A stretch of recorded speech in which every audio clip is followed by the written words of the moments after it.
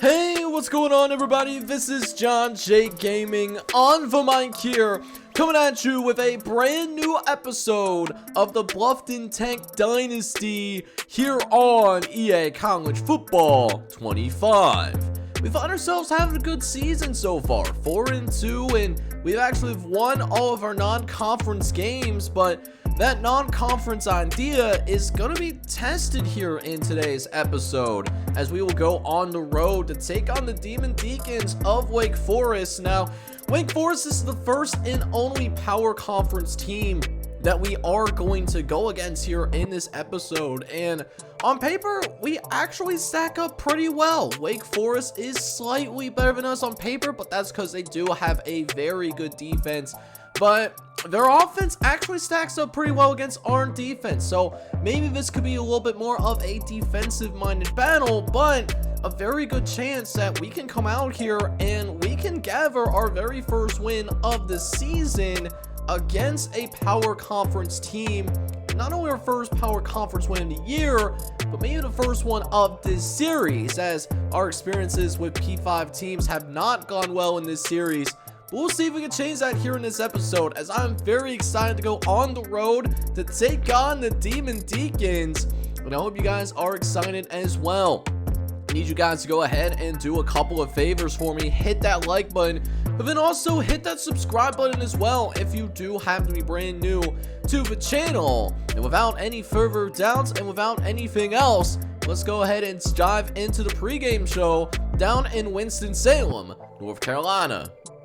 Welcome to Winston-Salem and another stop along Tobacco Road, which is home to the Wake Forest Demon Deacons, and the fans have been ready to get things started since early in the day.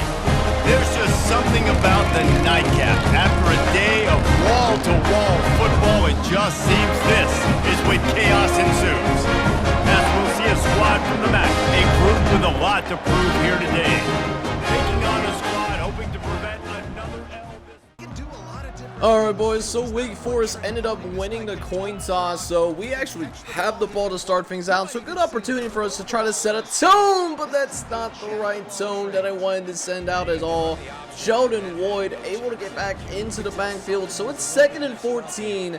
Not a spot that I wanted to be in here on the road in one of the bigger stadiums that we'll play in this season. But the very next play though, we got Chris Gentry who gets wide butt naked open, and he's gonna find the end zone. Literally second play of the game, and we already have points up on that scoreboard, man. Let's go, baby. We're gonna be up 7-0 after the very first possession of the game, man. You'll absolutely love to see it. And so with that being said, now we are curious to see what Wake Forest does here with being down 7-0 already. And I thought we were able to get them down before the first down marker, but somehow Nate Birte is going to miss that tackle in the open field. I don't know how he pulled that off. But with that being said, that means Wake Forest's drive is going to keep going. And so here we are, another third down opportunity. And once again, we can't get Wake Forest off of the field. And it seems like Wake Forest is going to be one of those teams that we see where they're constantly going in no huddle. They're one of the faster up-tempo teams in America. And I'm surprised that they're sitting at just 3-3, as this is just beautiful protection down the field. But luckily, that was Porter Winstreet able to get in there and make a big hit in order to prevent the completion. And now we're staring down 2nd and 10 here early in this first quarter of the game. Very next play, their tailback is going to run up the gut and runs into Nate Birte, who is able to bring him down for a reasonable game. So once again, we do have him onto a third down. We just got to get him off the field for a 3rd and 5. They throw downfield, and somehow that is caught. That is a big time catch between multiple guys. I mean, you just got to tip your hat, and that's just a big time throw. And now the drive continues once again. Thought we were going to be able to get off the field, but that just, it's not happening that way. It's not happening that way at all. So now Wake Forest continues to drive yet again. They're going to throw over to the right inside, and they will complete it for a quick little catch. as Jeremiah Kiner able to get his second catch of the day, and that will drive the Demon Deacons a little bit closer into the red zone.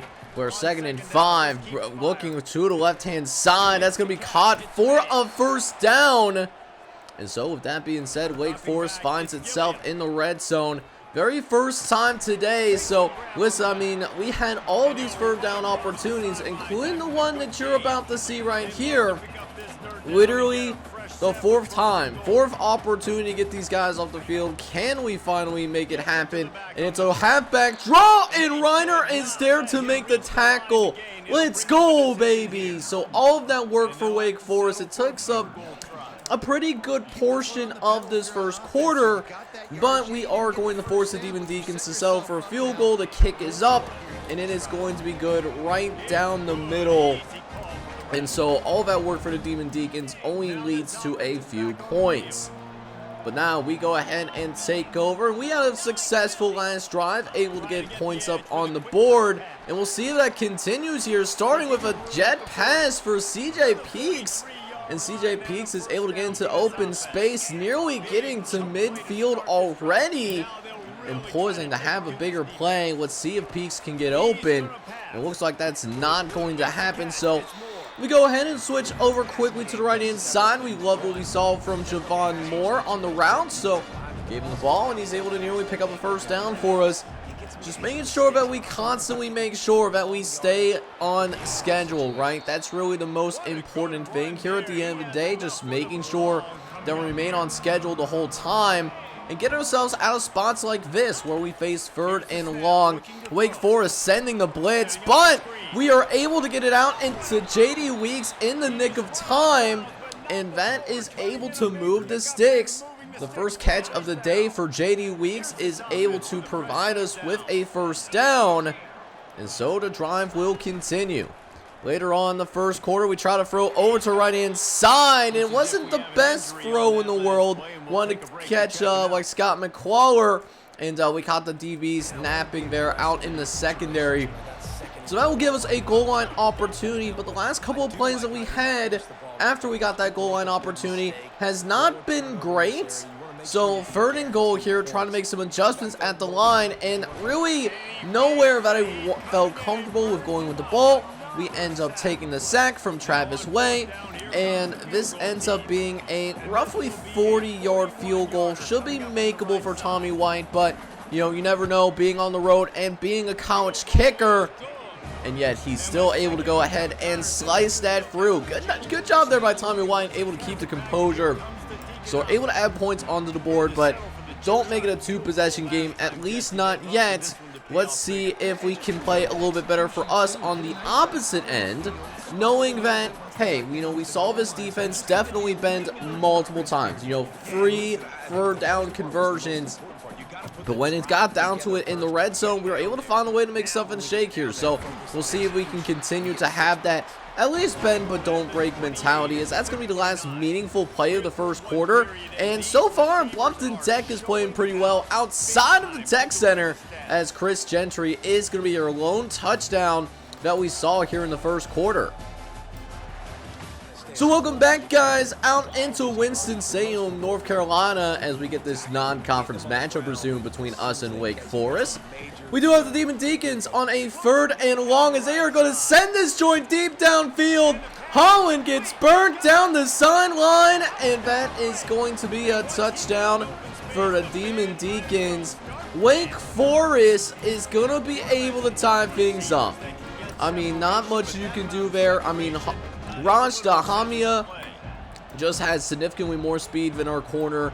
And when it comes down to like Holland trying to get that deep third, we just didn't get that like hope and support that we were looking for. So now we have ourselves a tied ball game. It has all the ingredients of a potential shootout.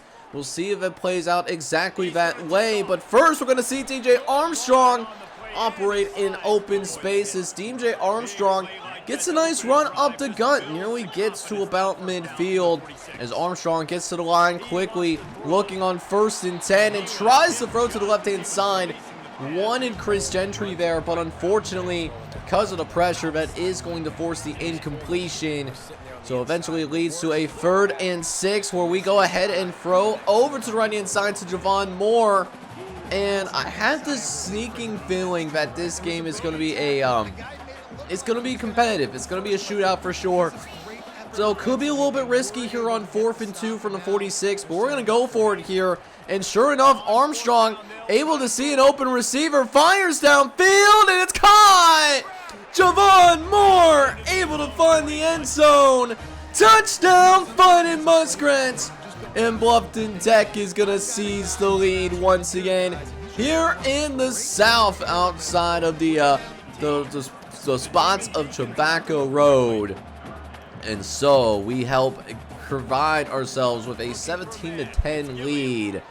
But let's see if we can get a stop on defense. And this is not helping at all as Holland and Porter Winstrid this time gets beat down on the following possession.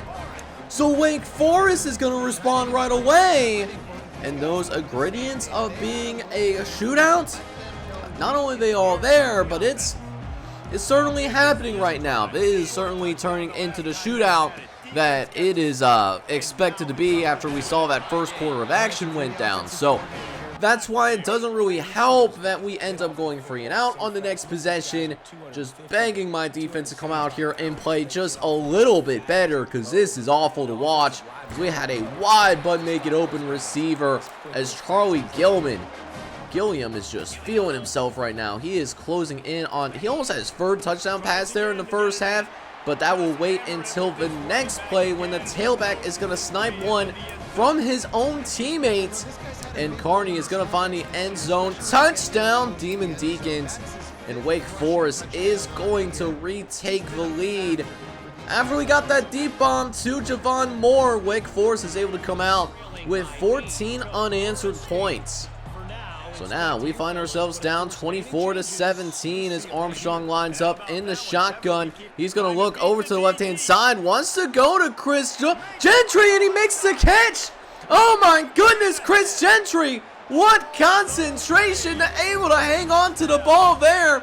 Touchdown, Bluffton Tech, and the Fighting Muskrats are going to tie the game up as well. Really just going to be a barn burner here in Winston-Salem, as both teams fighting at a high level offensively. It really is likely going to come down to who's going to turn the ball over last. I just have that feeling whoever's going to win the turnover battle will end up winning the game, because right now we just do not have any answers defensively right now. As now their quarterback is going to drop back to pass and throws over to right hand side. Actually thought it was going to set up for possibly a double pass opportunity, but Wake Forest is going to be held just short of the marker. So with 2:18 left to play here in the first half, we have a chance to finally take the lead. And a rare run, a run that we have not seen in a while. Will Peoples, he's going to get the touch there, and that's going to help move the sticks. As now 2nd and 4 coming up, throw into right inside, and that is somehow brought in by Javon Moore, and they're going to take another look at this. And honestly, I would not be surprised if it's reversed, but turns out the play is actually going to stand. I thought that was going to be an incompletion, but just didn't happen that way at all. So, you know, got to be counting our lucky stars there for sure. So here we are with a 2nd and 10 as we try to get this 2-minute drill going. We still have all of our timeouts, by the way, as we try to throw over the middle. I wanted Will Peoples to touch the ball there. That could be the big mistake. That could be the difference between us winning and us losing this ball game. Armstrong gonna throw possibly a costly interception here with less than 2 minutes left to go here in the first half. And you know, at first, you know, we had Will Peoples, but just threw it a little late. And Aiden Hall, the senior linebacker that made the play on that ball, he just was able to have better instincts. So Wake Forest will end up taking over in their own side of the field, but don't have to go very far in order to get in the field goal range. I would imagine probably a couple of first downs will probably get them into field goal range here, as Nate Berthe will have some help to rally up and make the tackle. Malik Moon was also there to make a play. But now, 3rd and 5 coming up as Wake Forest tries to move the sticks. Looking over to the left-hand side, and somehow it ends up being completed. Going back over to the side of Holland, and Holland has just struggled through this ball game so far. He gives up another critical first down. It's been a difficult game for him over on that side of the field, but oh my goodness, oh, if I would just stayed on that flight pattern, that could have at least been an incompletion. You know, we had the right idea, but then just backed off in the last second, man. So that's on me giving up that particular completion, but at least it's not a far completion by any means. It does, however, help Wake Forest drive down the length of this field using that sideline boundary extremely well, even though they still have all of their timeouts to work with. As their quarterback will drop back, looks over to the left-hand side, fires a bullet, but it's going to be thrown out of bounds. The coverage ends up being pretty good there, like on the outside boundary. And so the incompletion will make it 2nd and 10. As now Gilliam is going to drop back, look over to the left-hand side quickly, as we do see Horatio Gates able to come in and make a good open field tackle, but did also give up yards. Interesting enough, though, the Demon Deacons will not use a timeout here. They still have all of their timeouts, and so maybe this is a time where we'll see them use some of those timeouts, and there we go. We do see them use the timeouts, which eventually leads upon a 3rd and goal situation. So likely the last chance for the Demon Deacons to find the end zone. Gilliam looking around, but it's going to be brought down in the backfield, as the Bluffton Tech defense is going to make a big-time play. That's Caden Bloom able to make the play and force Wake Forest to go and accept the field goal. So a barn burner here at the end of the first half. We're down 24-27, but it could swing either way. So with that being said, one thing that I definitely wanted to do here in the second half is, you know, maybe we need to slow this game down a little bit more. Maybe, you know, it's one of those things where we get the running game going here a little bit, but they continue to press us on the outside. That could have easily been a touchdown if DJ Armstrong was not hit there. That was Travis Way who was able to get into the way of that completion, forcing the pressure there. As now we'll go with a little bit of a jet sweep, trying to throw over to the left-hand side. He had Chris Gentry again, but he was going to get hit once again, and that one is even more costly. Darius Jones is going to be able to get the hands on it because the ball was underthrown, and takes it all the way to the crib. Touchdown, Demon Deacons. And this is just completely bad luck there. I mean, I don't know what else to tell you in terms of not being able to get everything that we wanted on that ball. Felt like that could have been a touchdown if Armstrong had a clean pocket, but it is what it is. So we gotta rely on our defense to come out here and, you know, maybe make a play or two. You know, they've given up a lot of points here today, as we do end up going 3 and out on our next possession. So here we are once again, trying to get at least some semblance of resistance, and it's just not happening.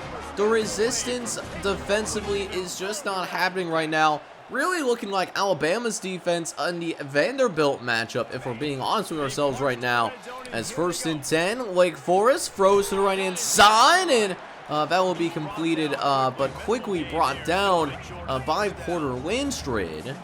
Winstrid able to get a few yards there as we're trying to get Couch Smith back across the line of scrimmage. Almost caught with the offsides. I'm actually surprised they didn't call it because it was so blatant after the audible. But they won't need it. They wouldn't even need the free play even if it happened, because Wake Forest will end up scoring on a quick touchdown strike once again, as the Demon Deacons put up a 40 burger before we even get out of the 3rd quarter. So still a lot of football left to be played, but being down by 17, definitely not ideal either, as we try to come out here and we just gotta respond. We gotta come out here, we gotta respond, we gotta get points on the board as soon as possible. 1st and 10 coming up as Armstrong gets ready to go under shotgun, looking around and seeing what matchups he could have. He's going to try to throw that pivot route to the outside. He had Chris Gentry open. Just again, you know, the main part of the story here is that you know, this pressure for Wake Forest, it's been getting home today. It's been a struggle to try to get some of those bigger plays to develop downfield. But, you know, what we have seen with the quick hitch routes is that has actually been pretty successful overall, as we'll go ahead and run into our no huddle after the first down. As Armstrong is going to go ahead, throw to the right-hand side, throws it to CJ Peaks on the sideline. And CJ Peaks nearly picks up the first down there. It's going to be just shy of the sticks. Only going to need a few more inches, or at least that's what my wife tells me. But we'll try to pick up this first down here with our sophomore tight end, Nazlulia. And Vincenzo, he's just a wonderful weapon, especially in the open field. I mean, you do not see very many tight ends like carrying 90 speed. I mean, think about it. Just an absolute speed demon from that tight end position. And why he would probably get playing time, even if his overall isn't reflective of somebody that is able to, you know, I guess be that high, or at least like his ceiling is up there. And speaking of the tight end, Vincenzo Nazlulia is going to find the end zone. Touchdown, Bluffton Tech, and the Fighting Muskrats are going to slowly but surely get back into this thing, only down by 10 midway through the third quarter of action. But with that being said, we still have some work to do, especially on that defensive side of the ball. I mean, we've gave up a 40-burger already, so we got to lock in here for sure, as sure enough, Wake Forest is going to take one out to the outside. Able to be brought down. Looks like it's Porter Lindstrid who's able to make a play and act as that final line of defense. But with that being said, though, Wake Forest is putting together a little bit of a drive yet again, as we'll make some adjustments here defensively as well. Trying to go deep downfield, and it's going to be incomplete. Holland's not going to get burnt a third time, though. He's going to get his second passing deflection of the game. And so, with that being said, we have a chance to get right back in it, make it a one-possession game before we have to give Wake Forest the ball back once again. So, huge drive coming up here for Bluffton Tech as we try to claw back into this game, as we'll look to run up the gut here on this 2nd and 4, as Will Peoples, he's going to be able to run through a defender or two, and that is going to be another first down for the Fighting Muskrats. However, facing a 3rd and long afterwards, though, as Armstrong is going to make some adjustments at the line of scrimmage. Dropping back, looks over to right-hand side. He's going to find CJ Peaks out in open space. And that's another first down for the Fighting Muskrats. Not how I originally drew it up by any means, but at least we're able to do enough to move the chains here. Let's see if we can get a more efficient play on this next one. And we actually will. We will get in a somewhat efficient play for, I believe that was Javon Moore that made the catch. That's his 6th catch of the day. And he is leaning in closer to 100 yards. He's having a good day offensively. But I also want to try to get Vincenzo Nazlulia involved. Outside of the one drive that we have not gotten him too terribly involved as we try to set up the RPO. And, I mean, it looks like Wake Forest had it very well played regardless of what we decided to do.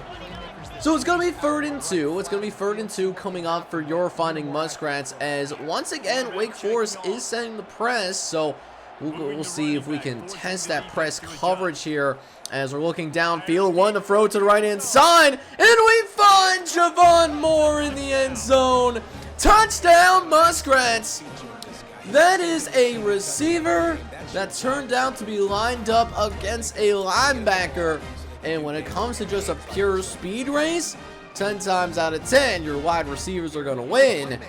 And so Bluffton Tech gets right back into the thick of things, now only down by a field goal. But still work that needs to be done, because while we were able to get a stop last possession, you can see behind that score down in the lower part of the screen, scores are certainly not guaranteed whatsoever. So if we can get them off the field here for this initial 3rd down, that would be awesome. And we were right. We were literally right there with Nash Berte. I thought we were going to be able to make the tackle. I honestly don't know how we missed this. I am actually confused with how we missed that tackle, but as the kids would say, ball up top, as we just got to continue to lock in here. As Wake Forest is going to go play action here deep downfield. Gets away from the Bluffton Tech secondary and finds the end zone. Touchdown, Demon Deacons. And that's just a tough break. That is an extremely tough break, knowing that we were so close to getting these guys off the field. And yet a couple plays later, wherein Herbert is able to expose us defensively. So now here we are late in the third quarter. We did end up going like 3 and out yet again, and Wake Forest just continues to cook us downfield. I am in zone coverage, so I don't know how we continue to get beat on these fade routes, on these go routes. Just completely we didn't bring it defensively. It's like they might as well just not showed up with the way that they're playing here in this ball game in general. So back to where we started, down by 17, late in the third quarter. And so JD Weeks is going to try to get it started here. His nice little juke move and able to move the chains for the Demon Deacons of Wake Forest. This is likely going to be your final play of the third quarter because JD Weeks did end up getting out of bounds. But it's a tough spot to be in. It is absolutely a tough spot to be in because we're going to be down 55-38 going into the final corner. It's been a barn burner. Let's see if it continues to live up to being a barn burner, as now we will approach ourselves here in the fourth quarter of action. So we got 11 minutes here, but free possessions, it's not a massive deal, but we gotta make good decisions. That was simply not one of them. That was a terrible decision by DJ Armstrong there. Just had the pick on the crossers and simply just made the wrong decision. He simply made the wrong decision there, as that could provide to be extremely costly, as Darius Jones once again able to cause some havoc. He had the pick 6 earlier in the second half, and he gets his second interception of the game because of that. But they're going to attack us deep downfield, attacking us on that post route. I mean, that's just a perfect call against cover 2. I mean, that's not much you could do there against those perfect calls, no matter how well you play defense. And Wake Forest scores yet again. I mean, imagine putting up close to 40 points in a game and you're still at risk of being ran out of the building. That's exactly where Bluffton Tech finds itself in right now. I'm not going to lie to you. So, starting to get a little bit of that panic time at the moment, because we haven't feels like I haven't done much here in the second half, but I scored 2 touchdowns though, like in this second half so far. So I mean, I don't know what else you could ask me to do besides just restart the game or something like that. But we don't do that here. We try to keep it honest, try to be like a one-time like trip pony or like stuff like that. We got a good throw though to Chris Gentry though, who thanks to him having that layout badge, that's why we were able to make that catch still. But 3rd and 12, not really a lot that you could do here on a 3rd and 12 aside, just getting it out to the perimeter and hoping for the best. And thankfully, Milan, one of our senior wide receivers who don't get a lot of playing time, is able to use that leverage extremely well. And now it's 1st and 10 for the Fighting Muskrats. We're going to go ahead and call a little bit of a quarterback blast because there was nobody in that linebacker level. And so we do pick up a nice little profit there, a gain of 6. And they'll also provide another red zone opportunity for the Fighting Muskrats, who will throw over to the left-hand side and look for Nazlulia, who's able to find a soft spot in the zone defense and get us that first down. But last couple of plays after that, not as successful, as we face 3rd and 10, and we face pressure right up the middle. That is Wake Forest's 6th sack of the game. This time, Legends of Velia able to get in there and make the hit. As now it's 4th and 17 coming up. Armstrong dropping back, looks over to the left-hand side and finds CJ Peaks in the end zone, man. Touchdown, Fighting Muskrats. And Bluffton Tech will get the 40 burger up on the board. I mean, and this was a great throw from Armstrong, the custom quarterback, to CJ Peaks. And now we're going to actually go for the 2-point conversion as well, because if we succeed, then we can at least make this a 2-possession game at the very least. And sure enough, the 2-point conversion does end up being successful. So with that being said, still a spot to where I really don't trust my defense at this point. So we try to go for the onside kick, and the onside kick really does not work at all, right? So onside kick is a failure, although we are up by down by 2 possessions. And so I think if Wake Forest gets any more points on the board, I think there might be barbecue chicken, even though it really does not look good for us right now, especially like this late in the game, as we do get their quarterback to try to throw out the sack there, as James Couch-Smith was able to get home. He's had a good day today, 3 tackles behind the line of scrimmage. Just haven't been able to supplement that with sacks by any means yet, but Nash Berte will get a little bit closer to adding to his stat total, as there was a tackle, but there's also a holding penalty as well against the Demon Deacons. It's Daryl Johnson II that's called for the guilty penalty. And so 3rd and 17 now coming up, and now allows us to save a little bit of time off the clock because of that. Because of that particular penalty, we will eventually force the Demon Deacons off the field. And we'll see how they want to do things here with less than 4 minutes left.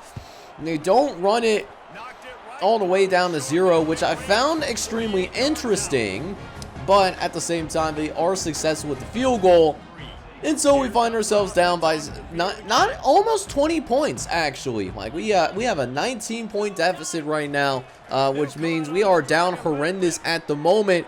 Trying to throw over the middle, and we throw a dime at least to Scott McClawler, who will get us into midfield, but we definitely have to move quickly though, because that clock is running, and it's certainly not our friend right now.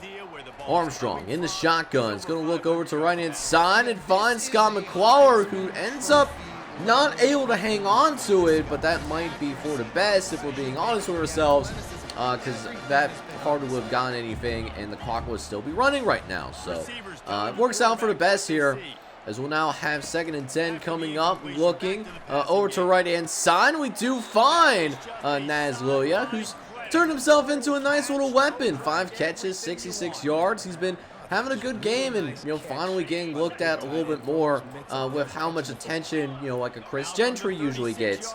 Not always many targets left for the other receivers on our team, but 1st and 10 as we try to step up in the pocket and try to make a big throw over, but Travis Way is going to be able to get home once again.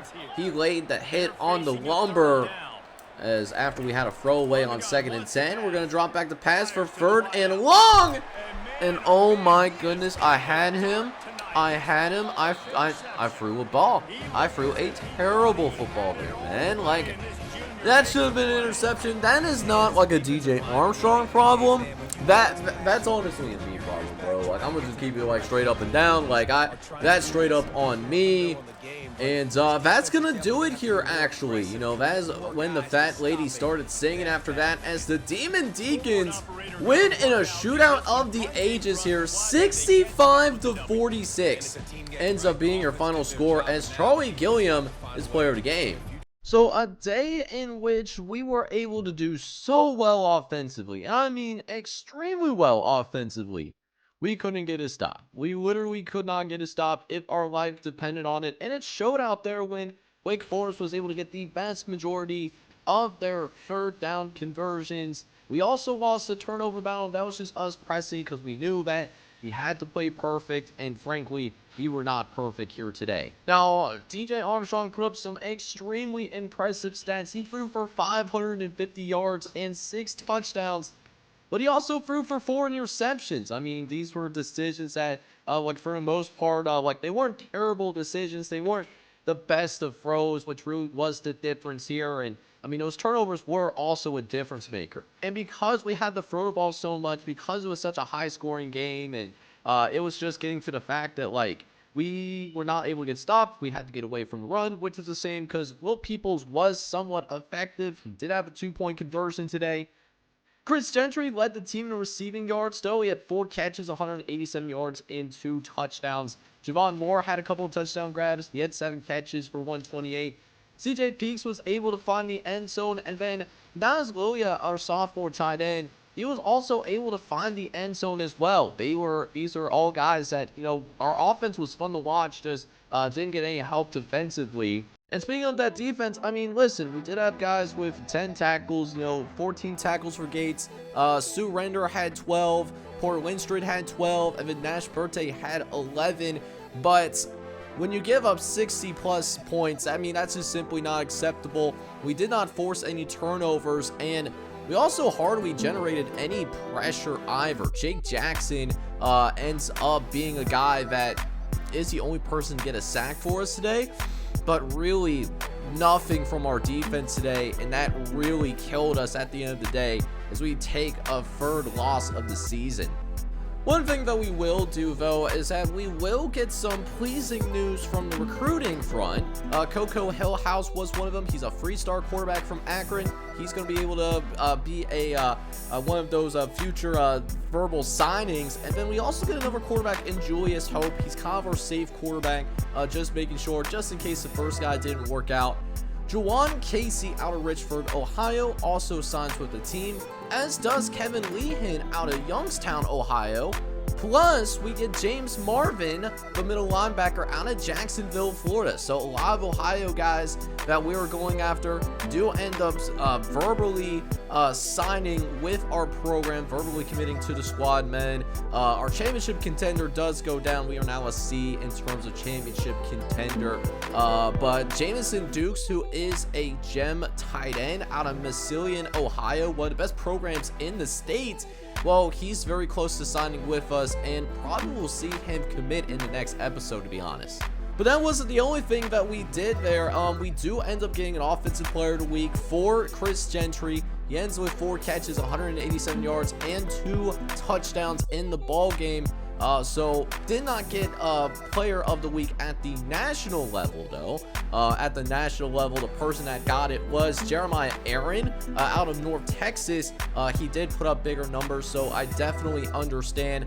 Unfortunately, Darius Jones did get defensive player of the week at the national level. He had that pick 6 against us, so that's not a great look, but guys, that is going to wrap our non-conference play. And I mean, we do end up winning most of our non-conference games. The big thing for me now is we just got to make sure that we finish strong. If we can finish strong, we still have a shot at a 10-win season. And I think we should be favored in every other game that we will be playing in for the remainder of the year, man. So here's hoping that we can play better, at least on the defensive side of the ball. But we'll leave that for next episode. But in the meantime, really appreciate you guys coming out and supporting your Fighting Muskrats, even though things did not work out the way that I wanted it to work out. But with that being said, if you enjoyed the video, man, make sure you go ahead, smack that like button, hit that subscribe button as well if you do have to be brand new to the channel. This is John J Gaming on the mic signing off, but hope you guys are all out there having a good one. Take care, everybody.